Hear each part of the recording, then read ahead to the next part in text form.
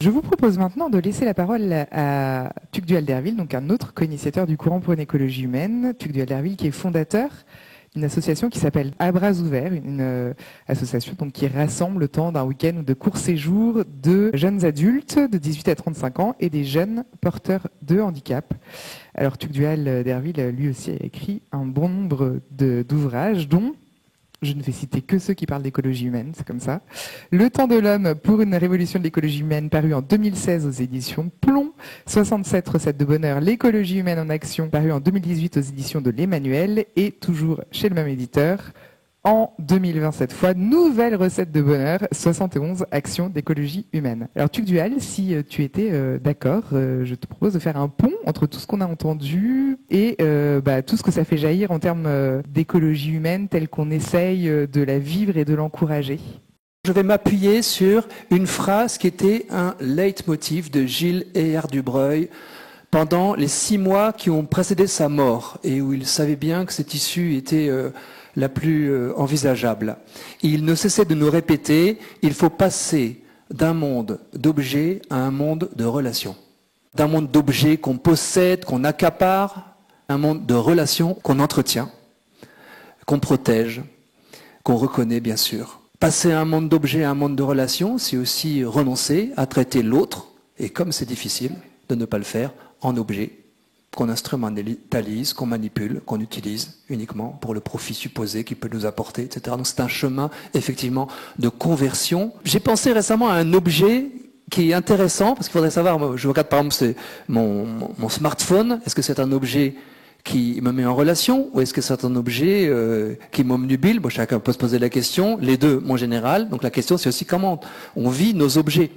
Ou est-ce que c'est que la joëlette? C'est une sorte de chaise à porteur avec une roue centrale sous le siège pour que des personnes porteuses de handicap moteur, plus ou moins lourds, parfois presque une dépendance absolue, puissent se promener sur les chemins à grande randonnée, faire des marathons en étant poussés ou tirés par des brancardiers, 2 dans les terrains plats, 4 dans les terrains accidentés. C'est typiquement l'objet qui met en relation. C'est un objet qui est au cœur de la relation, qui permet à une personne de vivre des paysages extraordinaires à lesquels elle n'avait pas accès, avec ses guides qui eux-mêmes vivent une expérience qui n'est plus individualiste, d'une course à pied que je veux gagner, mais on est ensemble tous les 5 ou tous les 3 à aller jusqu'au bout.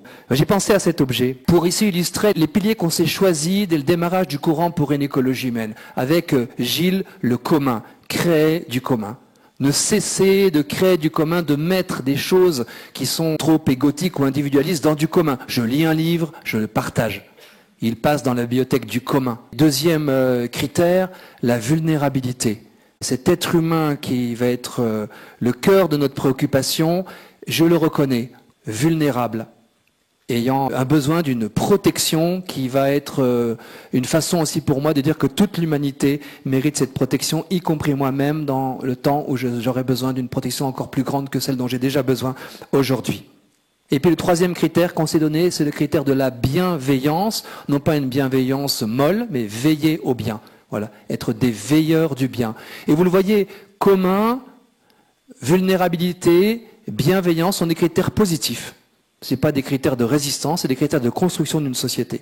Alors on est allé un peu plus loin et on a cherché à développer, pour notamment un jeu sérieux de débat, de réflexion, 8 critères qui nous aident à vérifier si un projet, si une intention, si une réalisation, si un débat peut s'appuyer sur vraiment cette écologie humaine. Et je vais vous présenter 8 critères assez rapidement, accrochez-vous. Vous allez voir, ces critères sont comme des poupées gigognes, enchâssés les uns dans les autres. Le premier critère, respect de la personne. Respect de sa dignité, de sa vulnérabilité, de son souhait d'autonomie. Dans ce respect de la personne, premier critère, est intégré le fait que cette personne doit être respectée dans sa possibilité de faire des choix, de décider. Ce n'est pas juste un soutien à une forme de passivité. Premier critère. Deuxième critère, que j'emboîte, la réponse à ses besoins. Que la personne puisse trouver de quoi répondre à ses fameux besoins primaires, nourriture, chauffage, logement, sécurité, et jusqu'aux besoins tout aussi essentiels, accès à la culture, à la nature, voilà, au travail, etc. Voilà. Troisième critère, l'appartenance de cette personne à des communautés de confiance. Nous ne sommes pas des individus prétendument autonomes, nous sommes reliés, l'être humain a besoin d'autrui pour se connaître, pour être heureux, et donc nous appartenons à des communautés. Et est-ce que la personne peut élaborer ses projets avec une communauté de confiance? Est-ce que cette communauté peut proposer et édicter des règles qui vont lui permettre de se déployer? Gilles aimait bien citer les prud'hommes pêcheurs. Mais finalement, ce qu'on a entendu sur les rivières, c'est un peu la même chose. On voit des citoyens que vous voulez mettre ensemble dans une démocratie participative que vous rêvez pour qu'elles puissent édicter ensemble des règles de fonctionnement qui les sortent d'un individualisme qui les bloque avec leurs murs qui s'opposent les uns aux autres pour inventer quelque chose qui ne marchera pas totalement pour domestiquer une rivière qui ne se domestique pas, mais qui les met ensemble. Voilà. Donc des communautés de confiance soutenues par les différentes autorités et instances. C'est absolument essentiel, qu'elles soient de proximité, qu'elles soient peut-être plus lointaines, de conviction, de passion. Quatrième critère, que les personnes soient respectées dans leurs désirs, dans leurs besoins d'un enracinement territorial. Un ou plusieurs territoires, suivant notre façon d'être nomade ou pas, mais que dans ces territoires, nous puissions avoir accès aux ressources de ce territoire, les connaître, qu'elles soient naturelles ou culturelles. Elles sont d'ailleurs reliées les unes et les autres. Le cinquième critère, vous voyez, ils sont emboîtés. Il est emboîté dans le suivant, c'est la protection justement de ces écosystèmes.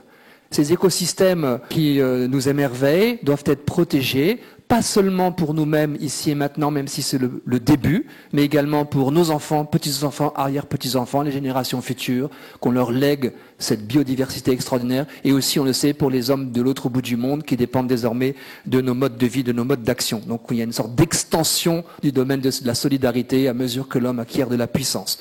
Protection des écosystèmes. Ensuite, encore 3 critères, il y en a 8. Le 6e, c'est une information fiable. Nous avons besoin, pour décider avec une véritable liberté des actions à conduire, que l'on soit informé de manière ajustée sur les enjeux, ce qui existe.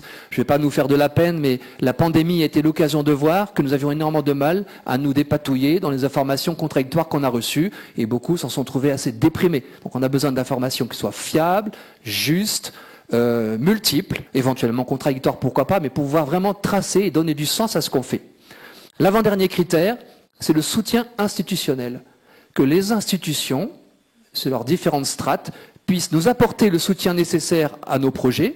Elles le font bien souvent, on en a eu des exemples encore tout à l'heure, avec les financements qui sont apportés à tel ou tel projet, sur les rivières notamment. Et aussi que nous puissions y participer, que nous ayons le sentiment de pouvoir peser, collectivement ou personnellement, qu'il y ait un système de gouvernance qui nous permette d'avoir le sentiment d'y participer. Et enfin, le dernier critère, c'est difficile de lui trouver un titre, on pourrait dire c'est sens et transcendant, c'est-à-dire qu'on puisse donner du sens symbolique à ce que nous vivons. J'ai envie de dire, vous connaissez la formule de Pascal, l'homme passe infiniment l'homme.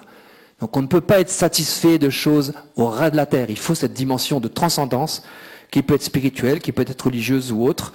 Vous voyez que chacun de ces critères est traversé par le besoin des personnes, notre besoin de participer à ce qui nous concerne sur ces sujets. Ne pas subir, mais participer. Alors, je vais rajouter des petites choses. Si on essaie de respecter ces critères, de les travailler, d'en débattre, je voudrais rajouter 3 sortes de clés, disons, qui pourraient nous aider à avancer au travers de 3 mots. Le premier mot, c'est la motivation. On ne peut être dans une conversion que si on a une motivation extrêmement forte. Alors, peut-être qu'il y a 2 types de motivation, on l'a entendu. Soit je suis atterré, soit je suis émerveillé. Et moi, je pose que l'émerveillement prime sur l'atterrement, qui est les premiers. Bon, j'ai envie de dire presque au commencement était l'émerveillement. Ça rejoint peut-être au commencement était le lien ou la relation qu'a évoqué tout à l'heure Pierre-Yves. Donc j'ai une douleur personnelle parce que mon émerveillement est contredit par les destructions de tel ou tel biotope qui me désole. Moi j'ai été émerveillé par des personnes porteuses de handicap. J'ai d'abord été émerveillé. Et ensuite j'ai été atterré de voir combien elles étaient rejetées, isolées, mises à l'écart. C'est l'émerveillement qui a été pour moi premier et qui demeure d'ailleurs dans ces rencontres. Deuxième mot, homéostasie. Donc vous savez que vous êtes maintenu à une température vitale entre 2 températures, les soignants le savent, en deçà et au-delà de laquelle nous mourrions. Donc notre corps s'adapte aux perturbations de notre environnement. Or nous sommes, je transpose, partie prenante d'écosystèmes, là où nous sommes. L'être humain fait partie des écosystèmes, il impacte dessus d'ailleurs, assez fort, on le sait.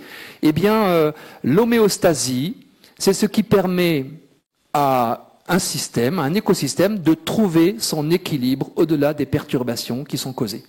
Et donc, il appartient à l'être humain d'exercer sa responsabilité pour compenser par des actions les déséquilibres qu'il observe dans ces écosystèmes, que ce soit lui directement ou peut-être d'autres qui aient causé. On appelle ça des rétroactions correctives. Je regarde techniquement où se passent les dépôts sauvages de déchets et j'essaie de comprendre et après j'essaie de faire des actions qui vont corriger de manière ajustée les déséquilibres provoqués dans un écosystème.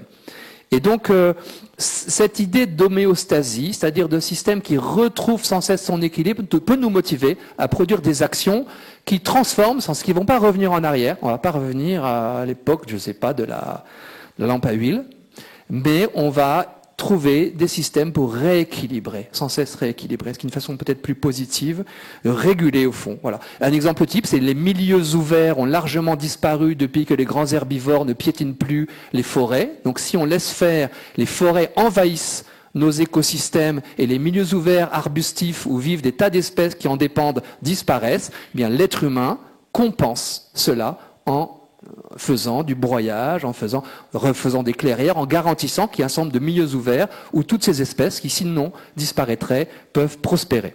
Et le troisième mot que je vous propose et que j'ai appris dans un groupe de travail qu'on a fait ensemble à Courant pour une écologie humaine, la démassification. Tout un pan de notre histoire a été vers une forme de collectivisme ou disons de globalisation et chacun dans sa tenue vestimentaire, les musiques qu'il aime, etc. a contribué peut-être à cette massification. Le temps est sans doute à la démassification, à revenir à hauteur d'homme, à revenir aux histoires singulières. Voilà, il s'agit de regarder le chemin que nous pouvons faire et j'ai beaucoup aimé aussi qu'on nous dise que l'important n'était pas tellement le but que le chemin et donc le rêve et le chemin, le pas qu'on peut faire pour transformer les choses, chacun en avançant d'un pas. On s'est souvent dit ça dans le courant pour une écologie humaine, transformation personnelle, grâce à une bascule cognitive. Vous savez, c'est-à-dire que je reconnais enfin que j'ai ma part à prendre. Cette bascule cognitive, c'est une bascule des entrailles, on peut dire. Je suis saisi d'émerveillement et de douleur pour avoir envie que les choses changent et savoir que je peux le faire. Voilà. Et donc c'est personnel, mais c'est aussi ensemble, et on va jusqu'au champ métapolitique, on va dire c'est aussi un enjeu, bien sûr, auquel on peut contribuer dans le champ politique au sens le plus noble du terme. Alors j'avais une conclusion, un dernier mot, c'était la fameuse phrase de Gilles qui nous disait, voilà, il a été très consolé parce qu'il allait beaucoup à Tchernobyl, Fukushima pour essayer d'aider les populations locales, il avait l'impression de faire un énorme travail, puis que c'était vraiment de la poussière. Alors il a dit, tu n'es pas responsable du monde, ce que tu fais n'est pas dérisoire.